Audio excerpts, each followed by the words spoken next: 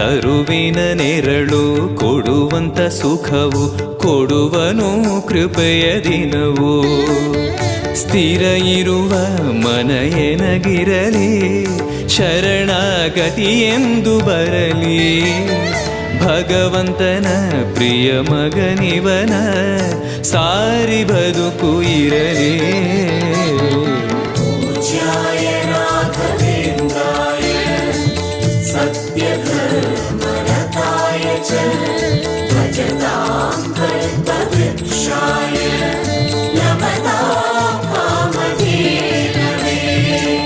ಆಲಯವೆಂದರೆ ಮಂತ್ರಾಲಯವೇ ಬೇರೆ ನಾ ಅರಿಯಲಾರೆ.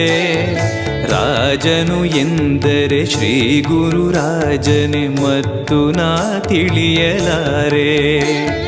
ಆಲಯವೆಂದರೆ ಮಂತ್ರಾಲಯವೇ ಬೇರೆ ನಾ